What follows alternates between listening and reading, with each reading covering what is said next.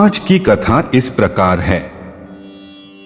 दुर्योधन और 5 सोने के तीर। महाभारत की कहानी दुर्योधन और 5 सोने के तीर एक शिक्षाप्रद कहानी है।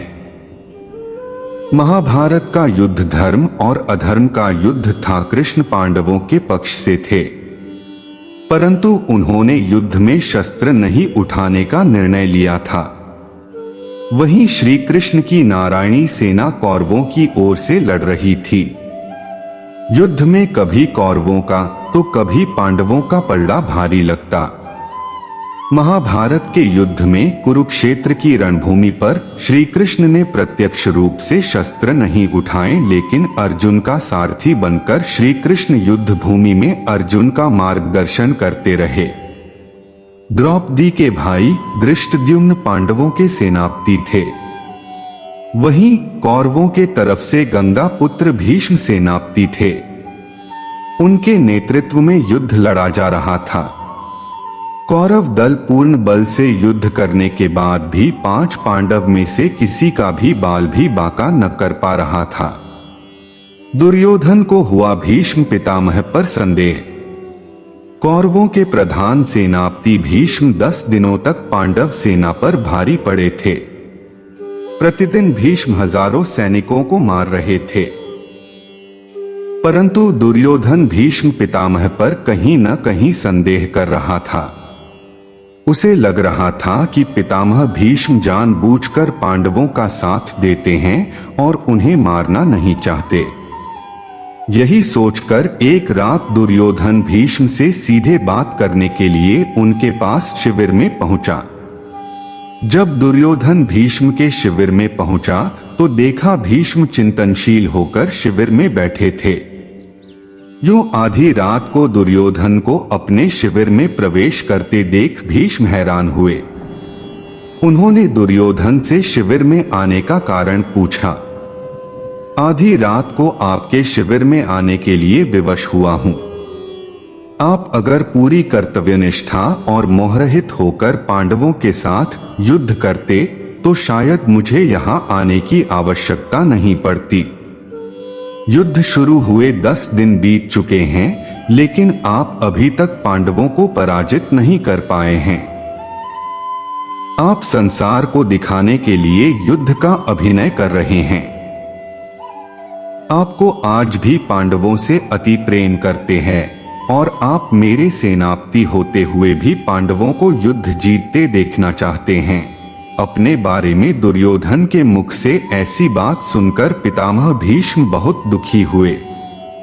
पांडवों को मारने के लिए भीष्म सज गए। दुर्योधन के मुख से कटु वचन सुनकर भीष्म ने दुर्योधन से पूछा, तुम क्या चाहते हो पुत्र दुर्योधन?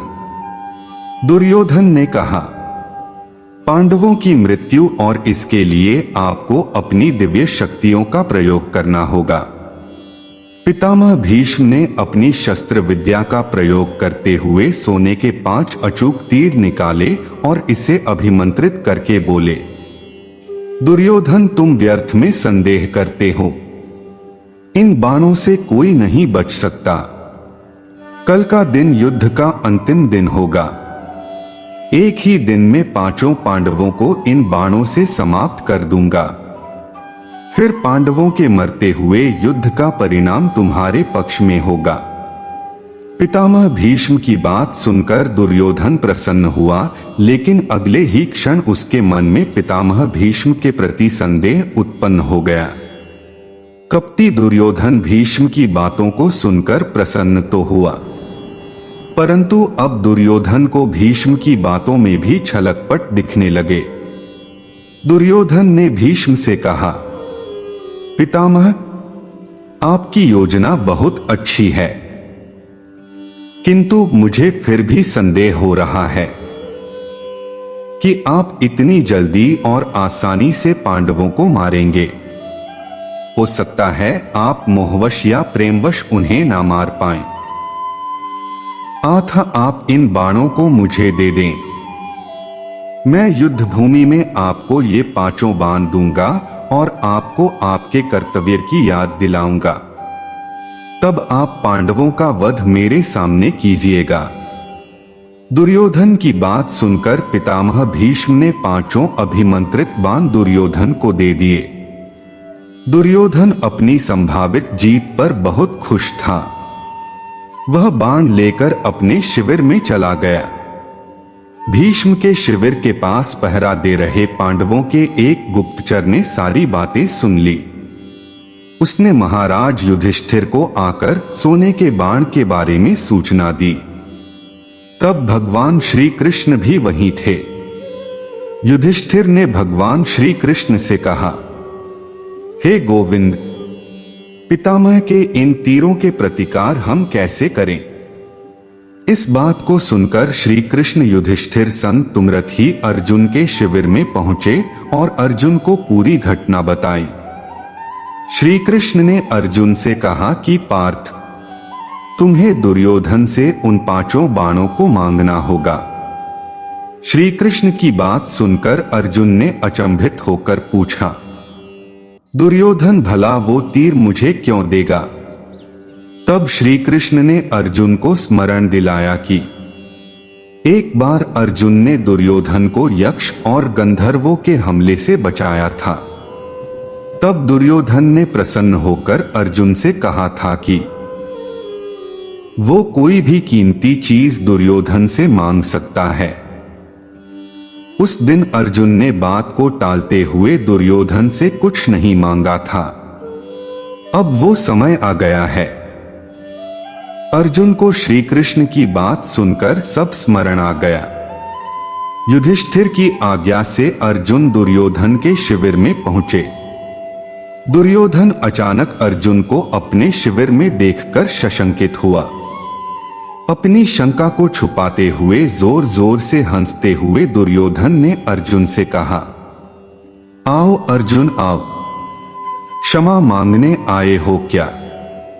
तुम्हारे प्रिय पितामह ने जो तुम्हारी सेना के साथ किया उससे भयभीत हो क्या? इस रात्रि में आने का क्या कारण है? बताओ, क्या सहायता मांगने आए हो? अर्जुन ने कहा, भ्राता दुर्योधन, प्राणेपाद, सही समझा अपने मैं आपसे याचना करने ही आया हूं, परंतु मेरे मांगने से पहले ही आप उसे देने के लिए विवश है। दुर्योधन हंसता हुआ बोला, मैं विवश हूं अर्जुन। याचक विवश होता है, दाता नहीं। परंतु कोई बात नहीं अबोध अर्जुन, तुम मांगो। अर्जुन ने दुर्योधन से वह 5 बाण मांगे, लेकिन दुर्योधन ने अर्जुन को मना कर दिया। तब अर्जुन ने दुर्योधन को क्षत्रिय धर्म स्मरण कराते हुए उस घटना को बताया। कैसे अपनी प्राण रक्षा के बदले दुर्योधन ने अर्जुन को कोई भी बहुमूल्य वस्तु देने का वचन दिया था। दुर्योधन ने अर्जुन से कहा, तुम कुछ और मांग लो, मैं यह नहीं दे सकता। तब अर्जुन ने कहा, यदि आप अपने वचन को पूरा नहीं करना चाहते तो कोई बात नहीं भ्राता। अब आपके पास कुछ बहुमूल्य है भी तो नहीं जो मांगा जाए। सामर्थ्य के अभाव में आपको पितामह के बाणों की आवश्यकता भी है। ठीक है, मैं चलता हूं। अर्जुन के कटाक्षों से दुविधा में फंसे दुर्योधन ने कहा, रुको अर्जुन, किसके पास सामर्थ्य नहीं है? हम 100 हैं, तुम 5 हो। फिर ना चाहते हुए भी दुर्योधन ने 5 बाण अर्जुन को दे दिए। अर्जुन उन दिव्य बाणों को प्राप्त कर अपने शिविर में आ गए। इस तरह भीष्म से बाण लेने की गलती दुर्योधन पर भारी बहुत पड़ी और पांडवों की मौत टल गई। महाभारत के युद्ध के अंत में पांडवों की जीत हुई।